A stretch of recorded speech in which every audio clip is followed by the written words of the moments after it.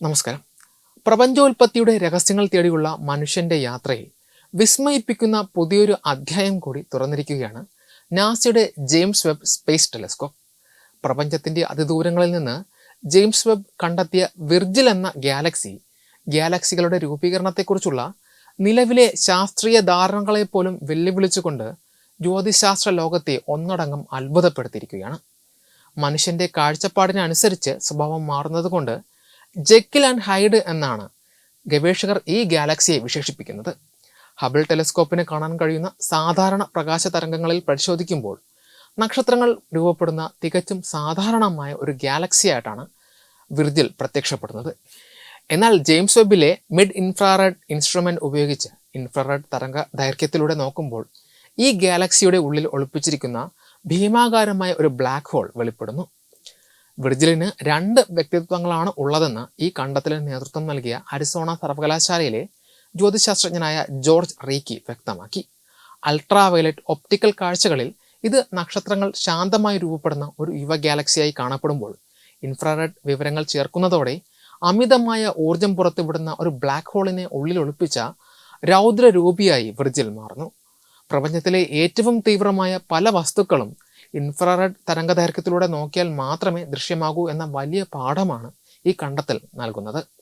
വെളിച്ചത്തിന് സഞ്ചരിക്കുവാനെടുക്കുന്ന ദീർഘമായ സമയം കൂടി കണക്കിലെടുക്കുമ്പോൾ ജെയിംസ് വെബ് ഇപ്പോൾ കാണുന്നത് വിർജിലിന്റെ ഏകദേശം 1300 കോടി വർഷം പഴക്കമുള്ള രൂപമാണ്. അതായത് മഹാവിസ്ഫോടനത്തിന് ശേഷം വെറും 800 ദശലക്ഷം വർഷങ്ങൾ മാത്രം പിന്നിട്ട കാലത്തെ വിർജിലിനെയാണ് നാം ഇപ്പോൾ ദർശിച്ചുകൊണ്ടിരിക്കുന്നത്. ഗവേഷകർ വിർജിലിനെ ലിറ്റിൽ റെഡ് ഡോട്ട് എന്ന വിഭാഗത്തിലാണ് ഉൾപ്പെടുത്തിയിരിക്കുന്നത്. ജെയിംസ് വെബിന്റെ നിരീക്ഷണങ്ങളിൽ മാത്രം കാണപ്പെടുന്നതും ശാസ്ത്രജ്ഞർക്ക് ഇന്നും പൂർണ്ണമായും മനസ്സിലാക്കാൻ സാധിക്കാത്തതുമായ നിഗൂഢമായ ചുവന്ന വസ്തുക്കളെയാണ് ഇങ്ങനെ വിളിക്കുന്നത്.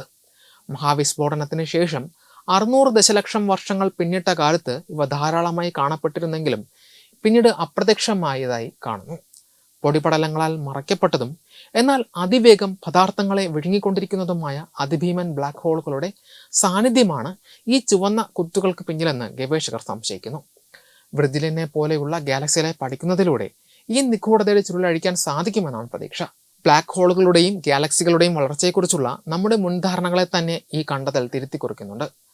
സാധാരണയായി ഒരു ഗാലക്സിയും അതിനുള്ളിലെ ബ്ലാക്ക് ഹോളും ഒരേ വേഗത്തിലാണ് വളരുന്നത് എന്നായിരുന്നു ശാസ്ത്രജ്ഞർ കരുതിയിരുന്നത്. എന്നാൽ വിർജിലിന്റെ കാര്യത്തിൽ ഗാലക്സിയുടെ വലിപ്പവുമായി താരതമ്യം ചെയ്യുമ്പോൾ അവിടെയുള്ള ബ്ലാക്ക് ഹോൾ അസാധാരണമാം വിധം വലുതാണ്. ഇതിനെ ഓവർ മാസീവ് ബ്ലാക്ക് ഹോൾ എന്നാണ് വിളിക്കുന്നത്. ആദ്യം ഗാലക്സി രൂപപ്പെടുകയും പിന്നീട് ബ്ലാക്ക് ഹോൾ വളരുകയും ചെയ്യുന്നു എന്ന പഴയ സങ്കല്പം തെറ്റാണെന്നും മിക്കവാറും ബ്ലാക്ക് ഹോളുകളായിരിക്കാം ആദ്യം രൂപപ്പെടുന്നത് എന്നും ജെയിംസ് വെബ് നൽകുന്ന വിവരങ്ങൾ സൂചിപ്പിക്കുന്നു. പ്രപഞ്ചോൽപത്തിയെക്കുറിച്ചുള്ള നമ്മുടെ പല അടിസ്ഥാന അറിവുകളെയും ജെയിംസ് വെബ് പൂർണ്ണമായും മാറ്റിമറിക്കുകയാണെന്ന് ജോർജ് റിക്കി സാക്ഷ്യപ്പെടുത്തുന്നു. വെബ് ഡെസ്ക് തത്വമൈ TV.